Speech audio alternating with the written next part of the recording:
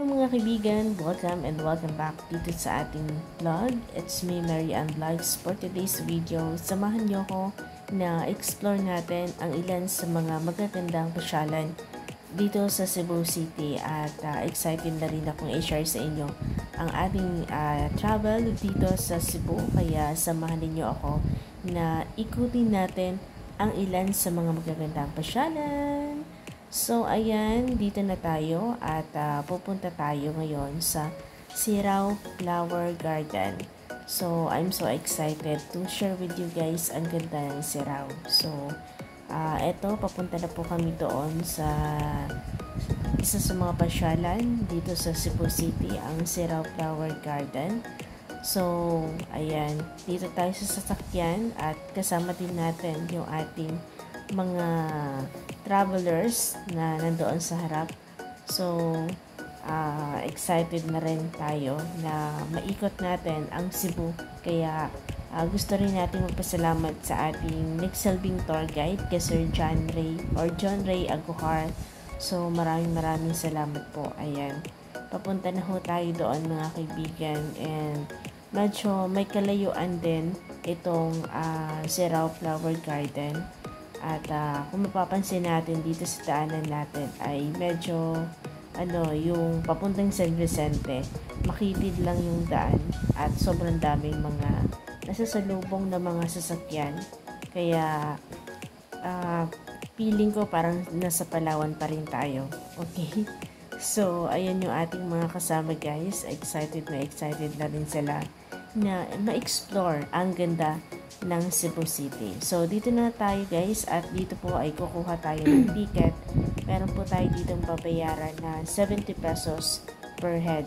So, eto sila ate, kumukuha na ng ticket para makapag-start na tayo sa ating journey.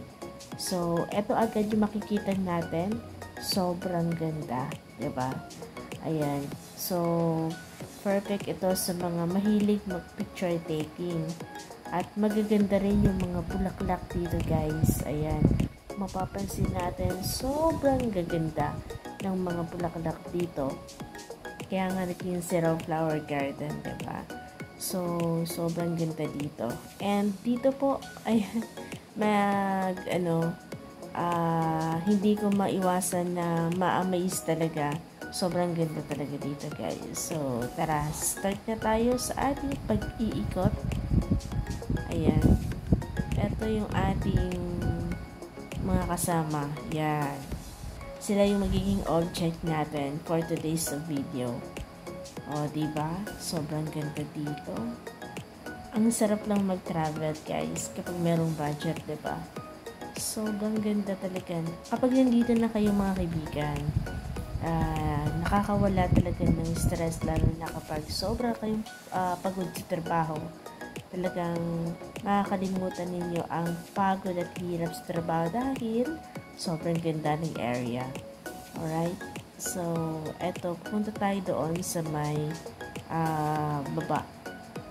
Kasi merong magandang spot na pwede nating picturean. Okay? So, pababa na tayo guys. Ito yung ating mga kasamahang mga travelers. O, diba? Ang ganda dito. At eto pa. Eto, meron din tayo dito sa Palawan. Yung bulaklak na to. Diba? Ang ganda. Sobrang ganda dito. Amazed talaga ako kapag kayo po ay nature lover.